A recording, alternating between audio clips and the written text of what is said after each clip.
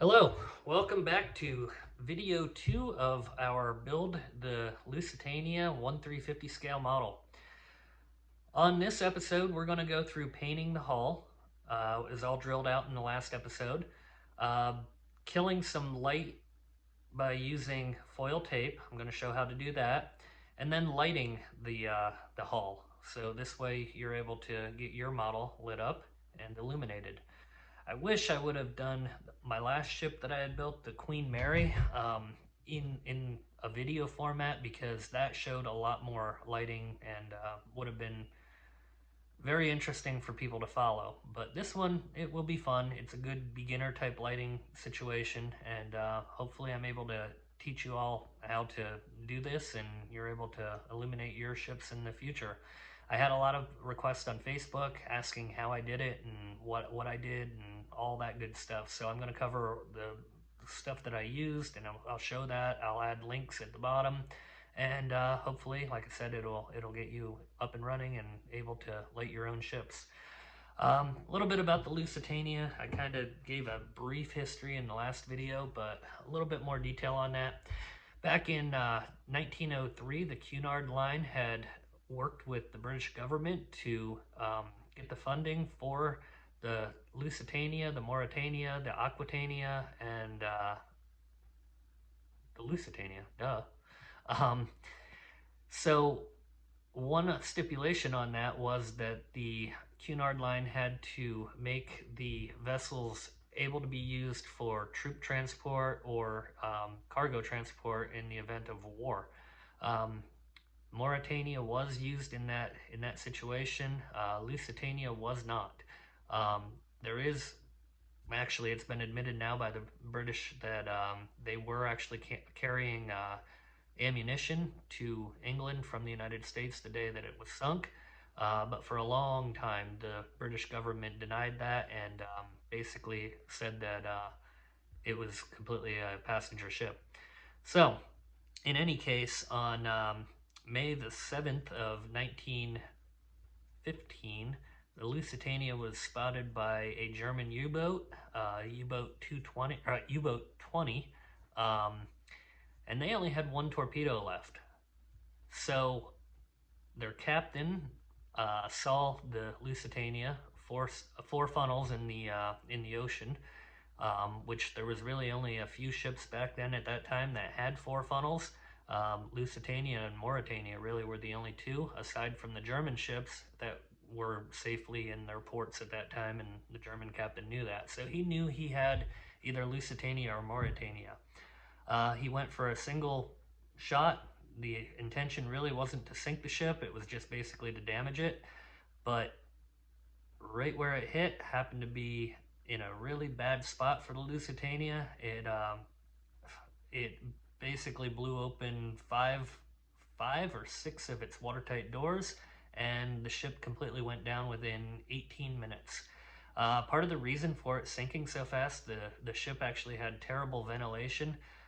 It had real large vents that we'll see later in the build that would pull air down to the lower decks, but unfortunately it didn't work real well. So a lot of the passengers left portholes opened all the time, which really was what led to the ship sinking as quick as it did. That and just the giant hole that it had in the side from a torpedo.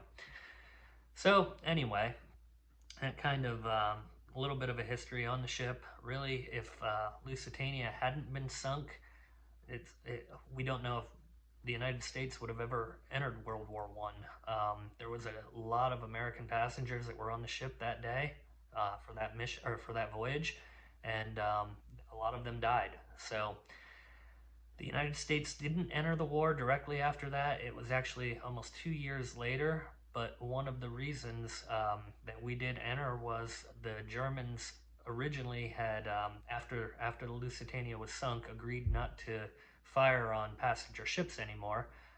2 years later, they decided that they were going to go back on that policy, and that really brought the United States into World War I, and the rest is history. So Lusitania had a pretty important history, really, when it comes down to the history of our world. So Without further ado, we shall get started. Okay, next up we are getting ready to fill this in. There's a little bit of indentation along the seam lines, so we're going to get that filled in before we get ready to tape it off for paint. Over here, Anthony, my son, is working on his first Titanic model. Say hi, Aunt. Hi. Okay, so we just did the interior black. This will ensure that we don't have light bleed through once the lighting is inside. Also did our filler on the keel line along the bottom here. That's nice and smooth. And once the primer's on there, it should look pretty good.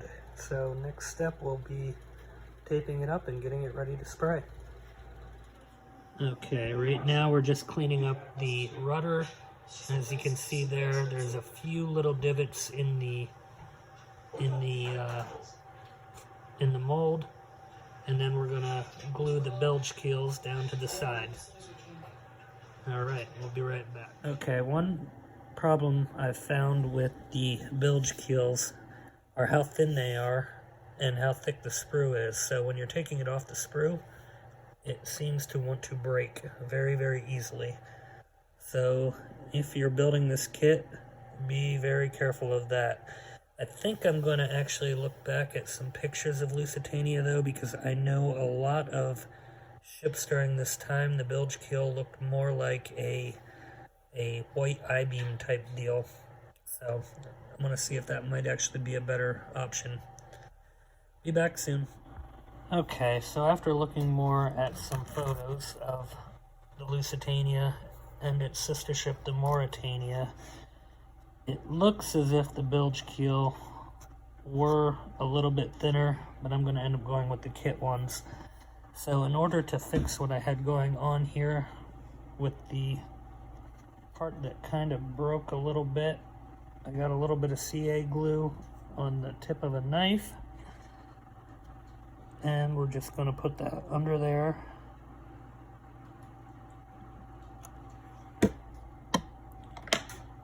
Put it down, hold it for a few seconds.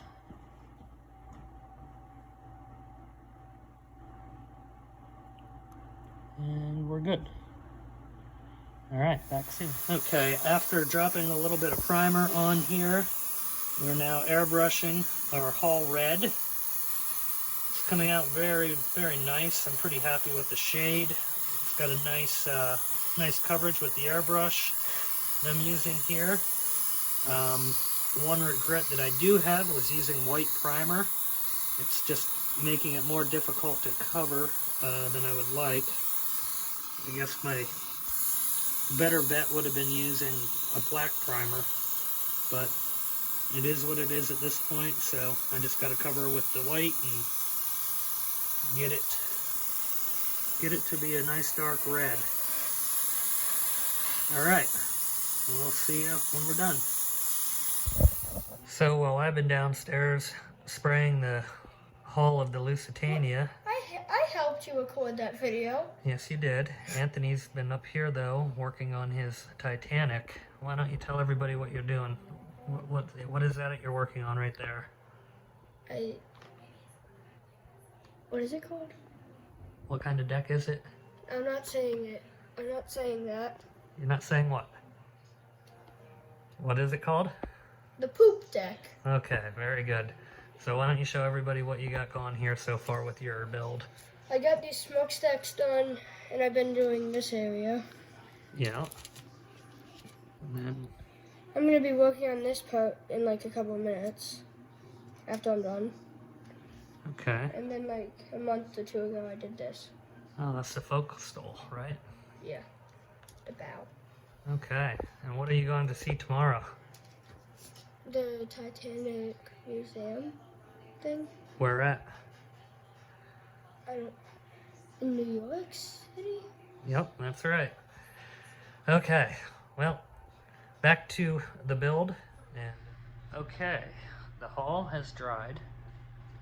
Actually pretty darn happy with how this turned out. It's nice and smooth.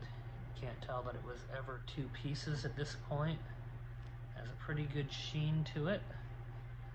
So we're gonna go ahead and unwrap that and see how it turned out underneath.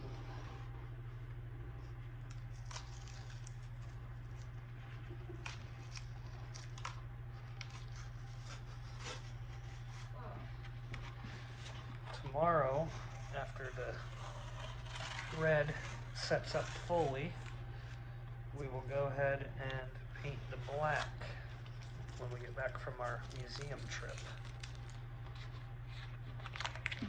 I'm actually not using black though.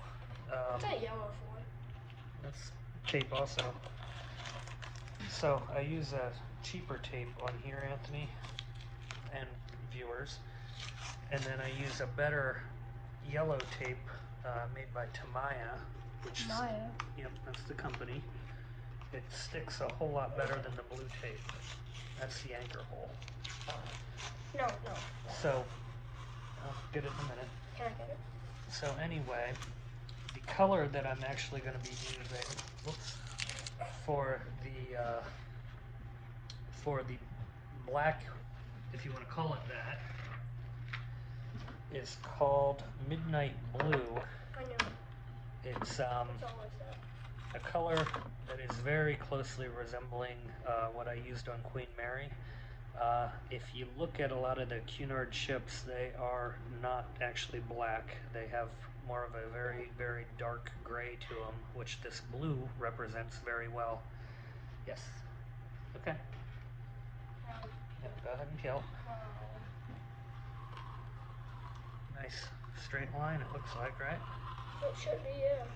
Look at that. I'm pretty darn happy. Oh, got a little bit right there, but that's okay, because that'll be covered by the black, well, the midnight blue, as we should say.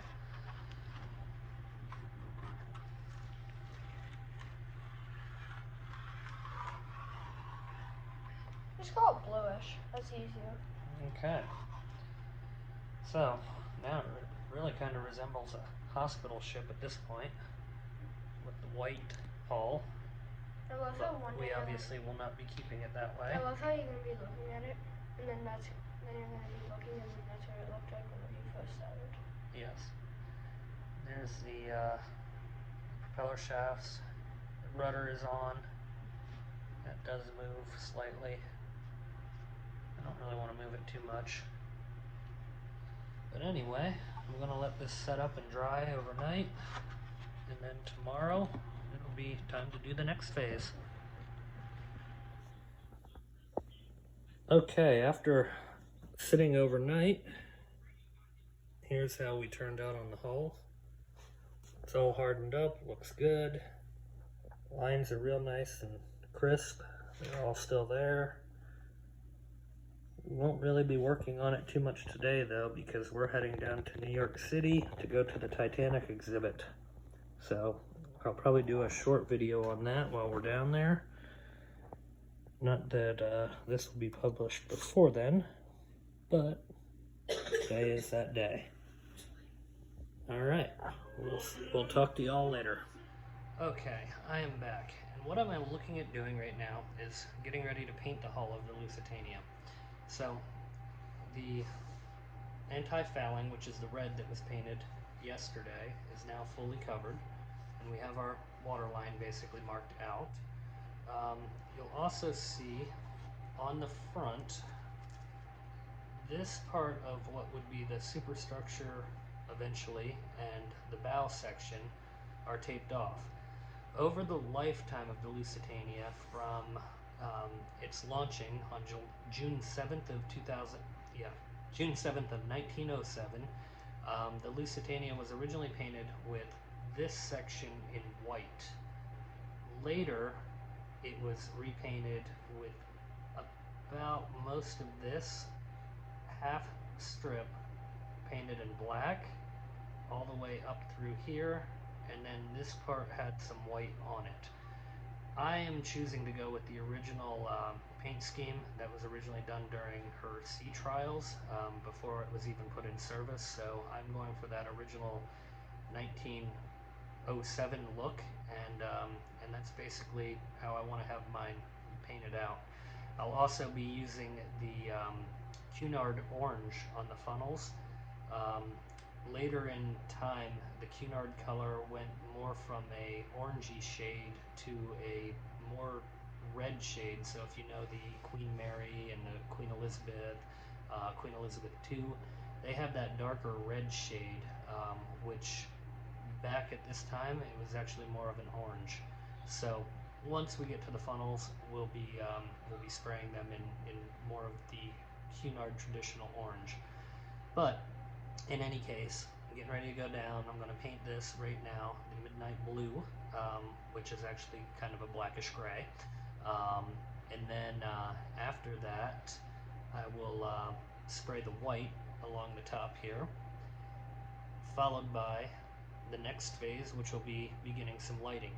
So by the end of this video, I'd like to be able to show you the light strips installed, how I'm going to power them, and have the hull basically painted to what it's going to look like. Alright, we'll be back in a little bit. Okay, while I'm waiting for the hull to dry, I decided I'm going to start doing a little bit of the white paint on the walls for the promenade deck and the upper deck. And one of the things that I am replacing on the actual kit is these steps. So you can see they are molded in on the kit, and I'm trying to get it to focus. They are by no stretch of the imagination very good. So I will be replacing them with Tom's Model Work photo etch brass. And in order to do that, I'm going to need to cut these off and then sand it down and make it, basically smooth so it looks better. So how I'll be doing that, basically I will take a set of these nippers and just kind of cut right along the edge. So I'll do one here on the video, and then once I get it sanded, it'll be a nice, perfectly smooth surface and ready for paint. These do a nice job though, like I showed in the demonstration video of the tools that I use in getting a nice flush cut. So it only takes a minute or so to do this, and once it gets sanded down, I'm not really worried about losing the railing detail that's there. There is a little bit of a detail, you can kind of see it in the shot there, because that's going to be replaced with photo etch, well, not photo etch, but brass rail that will be painted brown, so it will resemble the mahogany look. The other thing I got were the Tom's Model Work Titanic window set, and with a little bit of modification, I'll be able to use those windows right in here to basically cover the original molded windows that I just do not feel like spending the time of painting. Plus, I think the windows will actually come out much nicer. So, anyway, I'll be back at you soon once the hull is dry. All right, until then, carrying on. Okay, we're back, and we're going to go ahead and unmask the hull, and we'll take a look at how that turned out. Everything seemed to have sprayed pretty nicely, no major issues.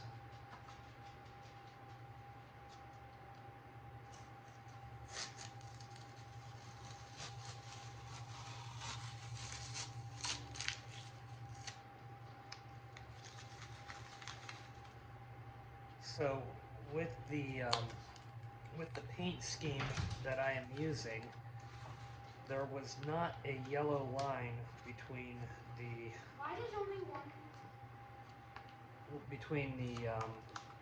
superstructure and the hull plating. So mine will be white right to black without the line.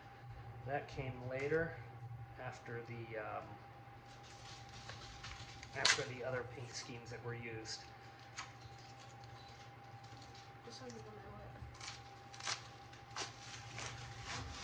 What is that? Tape. feel it. It'll come off in a minute.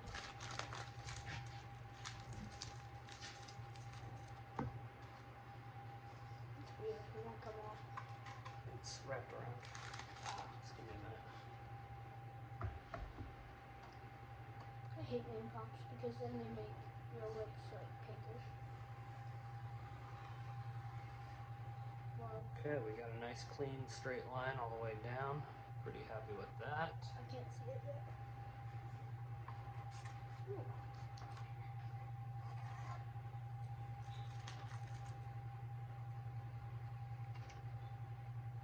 Now there will be a white line that goes between the anti-fouling hull red and the black. So that will happen when I do the upper section in white here shortly. Okay. And last, just got the upper section to do.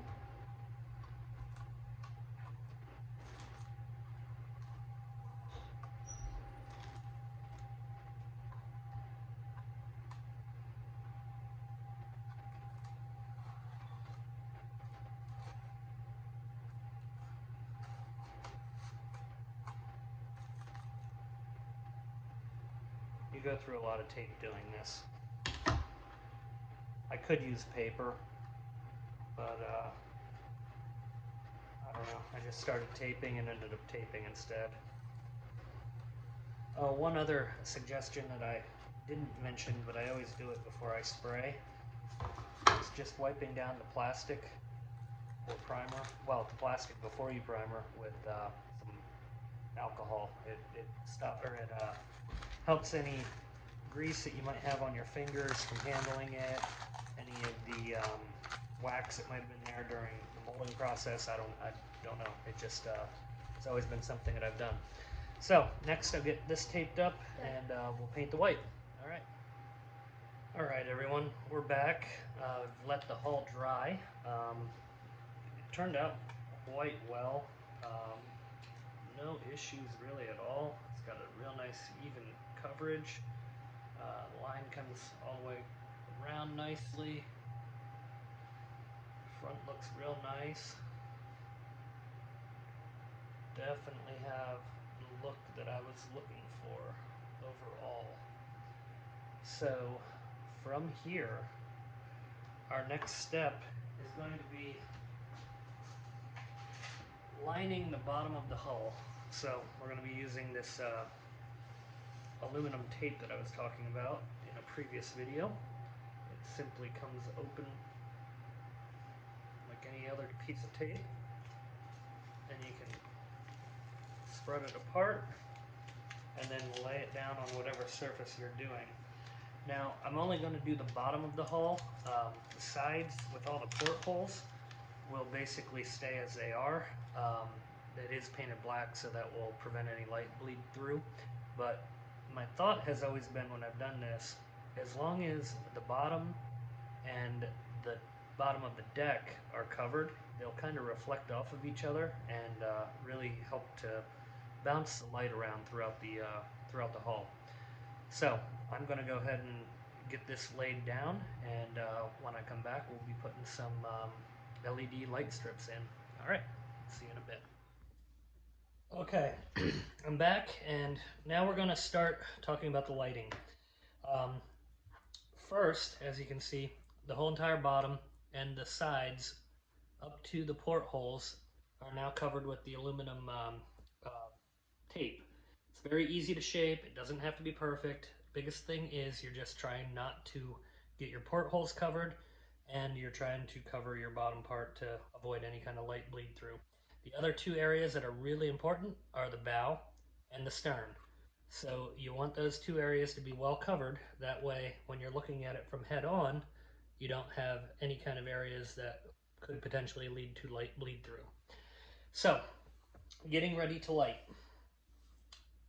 First, for a power source, I get these on Amazon. They're about $11. And what I love about them, you can simply unscrew that screw right there, and one side is positive and one side is negative. So let me plug it in real quick, and we're gonna look at two different sets of light strips real quick. All right, we have power. So these are 12-volt lights, which you can get these in either 24-volt or 12-volt. I choose 12-volt. I also do a lot of work with model railroads, so it kind of just works nice to have consistent power sources across the board. So I'm just going to touch these to it for a minute, and as you can see, we have power. These are a warm light, or I'm sorry, a warm white, and the other one I'm going to show you is a cool white. The cool white is a lot brighter. I use these more for modern ships. The lower half of the Queen Mary that I recently built was lined with these. For something as old as the Lusitania, being that it was from 1904 and well, 1907 until it was launched, but 1904 when it was originally being designed, I'm going to go with the warm white because it will keep the lighting a little bit dimmer than what the cool white would. So first step that we're going to do is measure out how long we need this to be. So I'm right here. On these strips, they have little areas to cut. So I showed that on the previous video, but we're going to cut right here. And those two copper marks right there are what you're going to solder your wire leads to. So we're going to cut this. And then I'm going to measure a second one. Same exact length.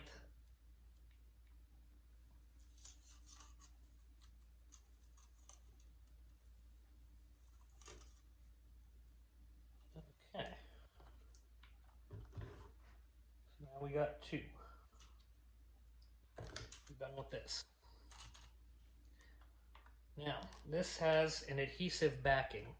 The other thing I like about the foil tape is that it gives this a much better surface to mount onto. So this is sticky, and it will basically stick right to it. Before I do that, I am going to jump the two strips together.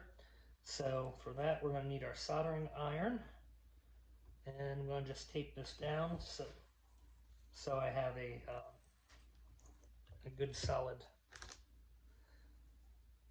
light strip to solder onto.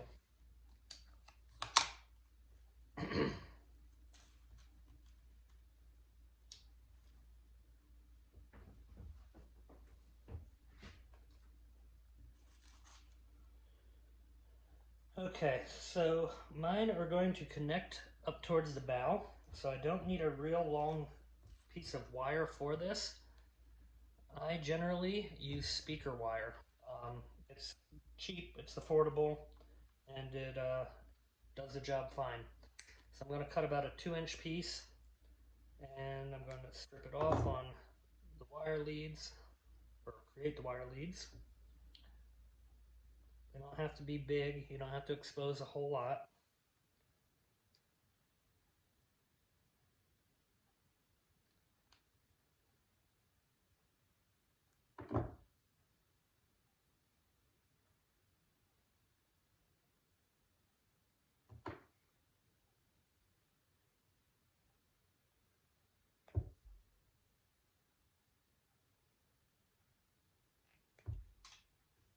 Okay. Soldering iron and solder. Now, a lot of times you really just have to kind of touch this to it for a minute. The strip is marked with positive and negative, so that makes it quite easy. I generally, when I'm using speaker wire, make the copper side the positive. That way I can just remember what I'm doing.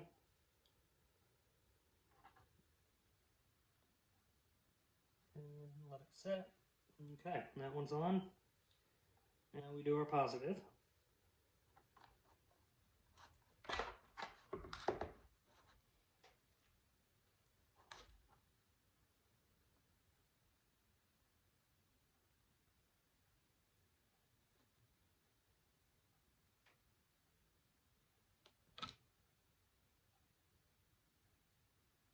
that side's set. And we're going to do the same thing on the other side.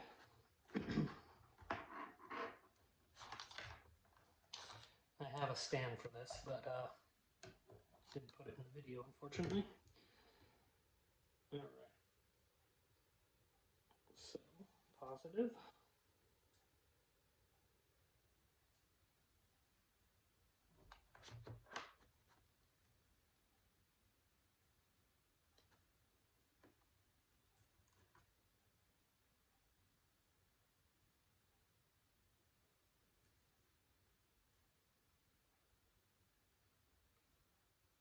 Okay.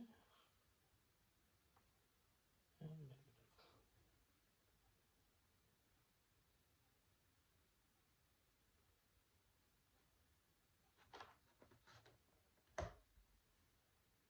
Okay, we are set. Next thing, only one side on the opposite will also need a solder spot. I will use a longer wire on that side because that is what is going to go to our feed line. I will be right back in the interest of time, and you don't really need to watch me solder again, I'm sure.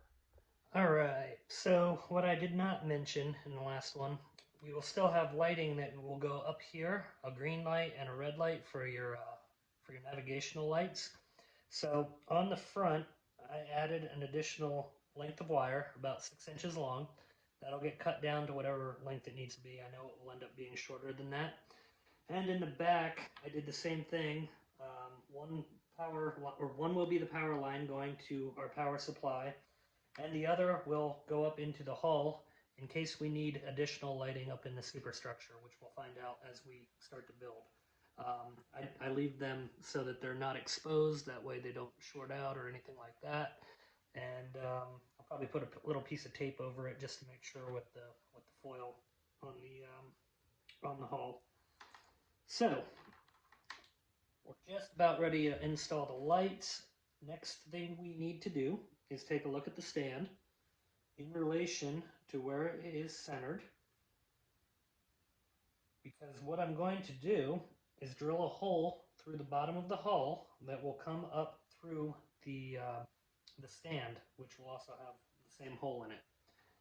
So right there seems to be my point.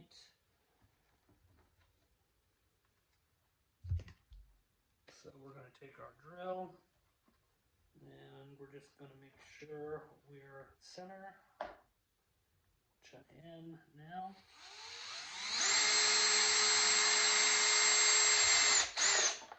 It does not need to be a huge hole, just enough to pass these wires, or this wire through. Queen Mary, when I built that one, I had to do a much bigger hole because I had 3 different power supplies going. This one, I used a big enough bit in order to do 2 power supplies, so I may end up making the smokestack smoke. I have not decided yet on that.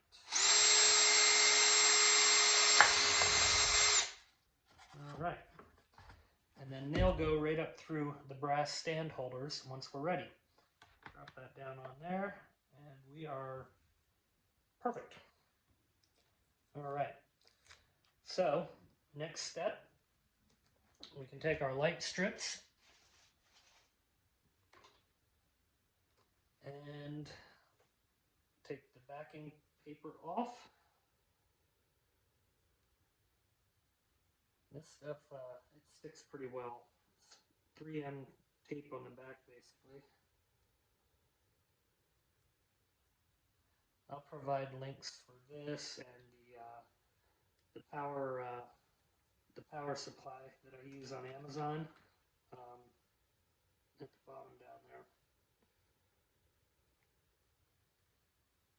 And speaking of all those incidentals, while I'm doing this, if you don't mind liking and subscribing, that would be great. It will kind of keep me going and keep me excited about what I'm doing with this.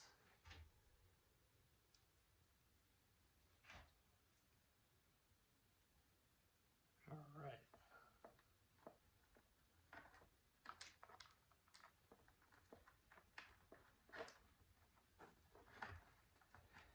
I usually run these along the side.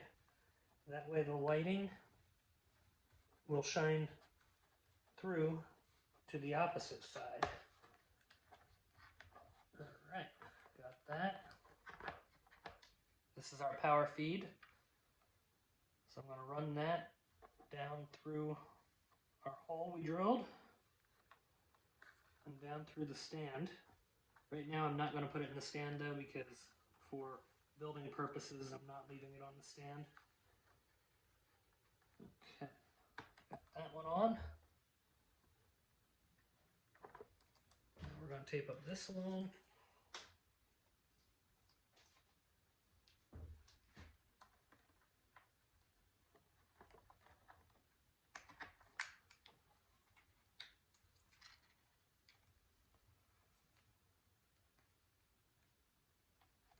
During the Queen Mary project, I had a lot of questions about how I did the lighting, and really it's very, very basic. If you can understand positive and negative, and you can solder, it definitely is doable for almost anybody to do this. So that one's going to stay up here, like I said, for later, and this one's going to stay over here for later. We're all stuck in there nicely. So now all we got to do is hook up our test lead. Well, not test lead, but our power supply. Positive. If I can do this. That's better.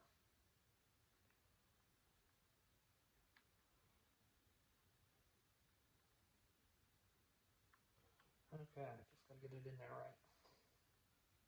Obviously, you're not disconnecting this once it's set, it's set. But there we go.